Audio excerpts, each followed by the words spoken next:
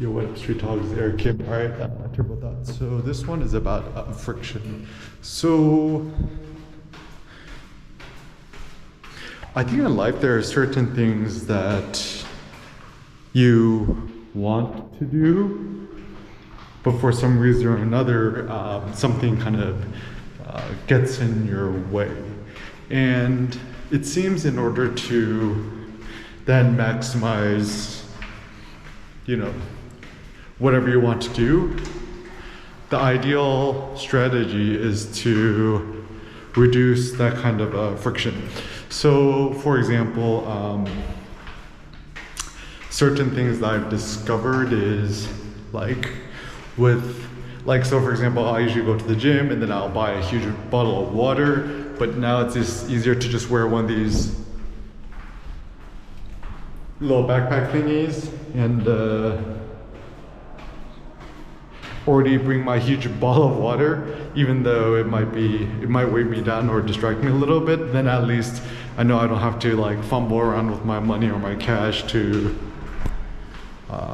buy a water bottle at the gym. Also, this is where sometimes it depends on, sometimes cash is better, sometimes using Visa or credit card is better because at least one of the good things about being here in Phnom Penh or in Cambodia is that it's super easy to just pay everything with US dollars, and to just give someone cash is often faster than waiting for the stupid Visa credit card machine to do it, this thing. And maybe also that's going to be the future of crypto, is that with cryptocurrencies or whatever, is that you gotta kind of make it as easy and seamless and frictionless as possible. And the only way for crypto or cryptocurrency to succeed, in my opinion, is that the paying with your phone or your Apple Pay or your wallet, it actually must be considerably easier and less frictionful than using your credit card or Visa or whatever technology have you. And I think this is also just a lot of things in life, a lot of the reasons why I think a lot of people who want to travel and stuff like that, the reason we're not able to travel or we don't travel is that there's too much friction, right? It's like oh, I got time off work, or even with cars and transportation, oh, I gotta a lot of people who have electric cars, they kind of have the quote range anxiety. And what is range anxiety? Range anxiety is when you yourself feel like you can't travel as freely because you're worried that your car is gonna run out of charge. So for example, one of my friends, Christoph, he told me a funny, this is a long time ago, but then he was driving somewhere in his at the time Google, the company, the Nissan Leaf, and I think at the time the range was only maybe 130, I don't know, 80 miles, whatever it was. And he's just driving somewhere, and he runs out of charge. He had to abandon the car and tow it or whatever. But assuming now you have a higher range Tesla, I mean, you could pretty much go anywhere you want at this point. But still, I guess one of the greatest downsides is still the the annoyance or the concern of finding a supercharger or a fast charging spot, or having to wait in line to get your car charged and stuff like that.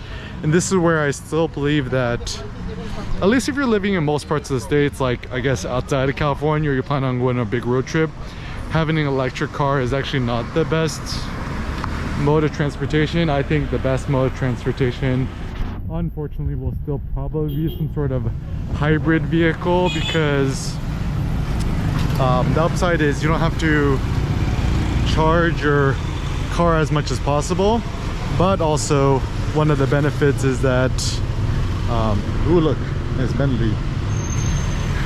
So one thing people don't understand, all the nice cars in parts of the developing world. Anyways, so yeah, I think one of the big upsides of having a hybrid vehicle, having a, I don't know, one of the new Lexus hybrids or a Prius Prime, whatever have you, is that it's less frictionful, because you can essentially find a gas station anywhere in the States, even though it's less sexy and cool than an electric vehicle. I mean, I personally don't own a car right now, but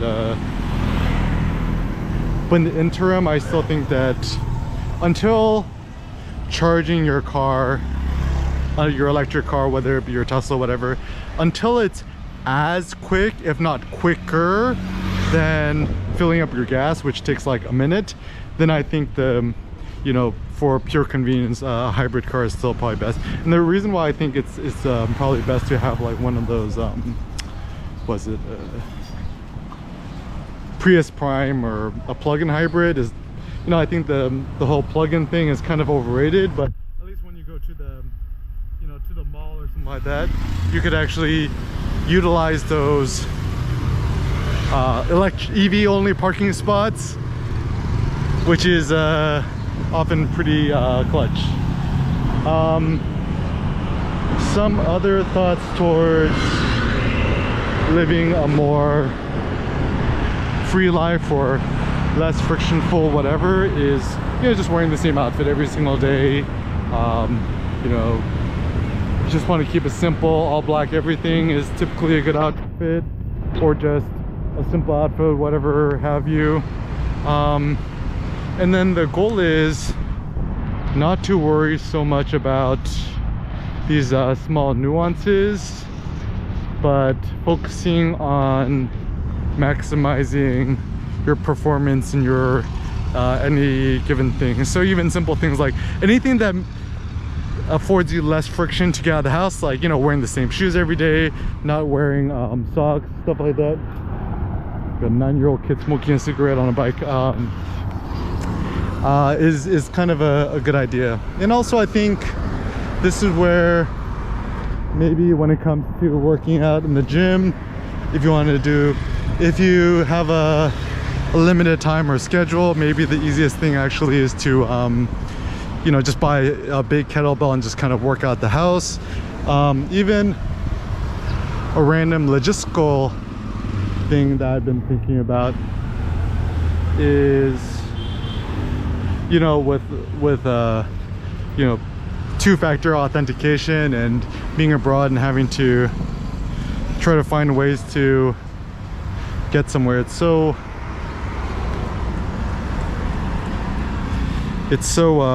annoying to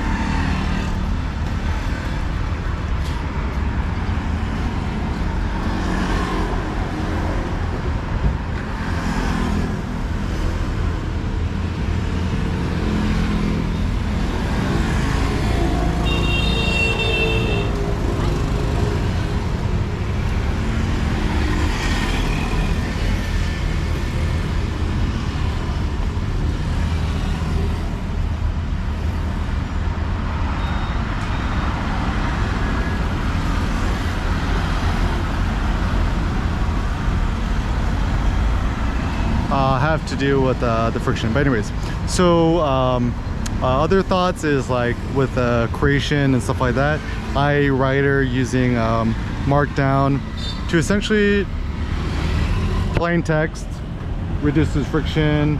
And yeah, I would just kind of encourage you and to consider ways that you could reduce friction rather than making things quote unquote better.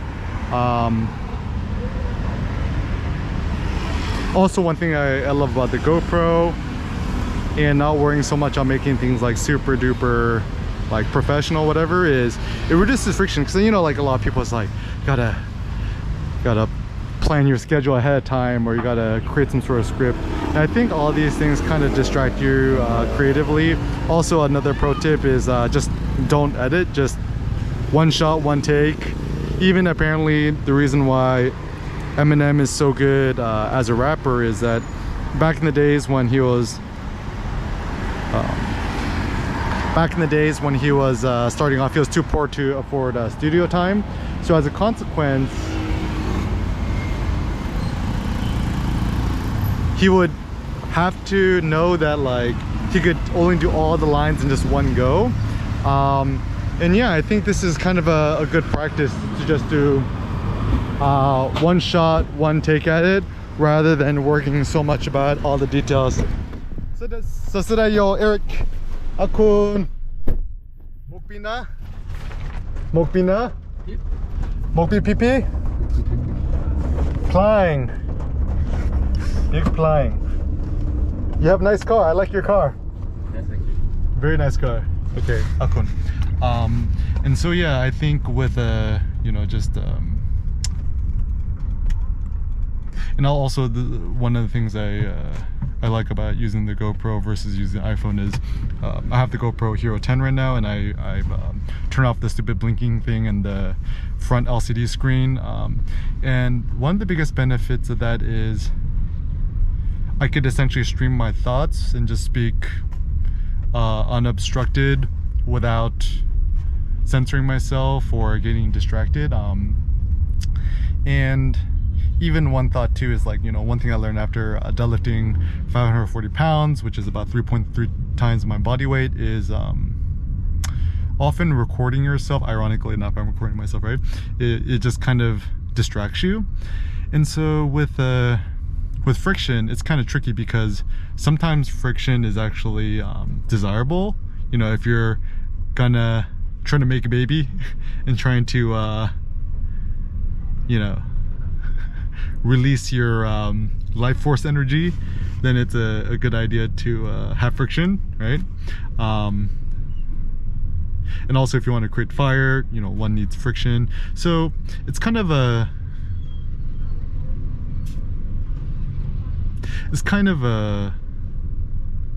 situational thing, right? So thinking about, when do you want friction, when do you not want friction, and maybe also one thing that's really important, look at the rain right now,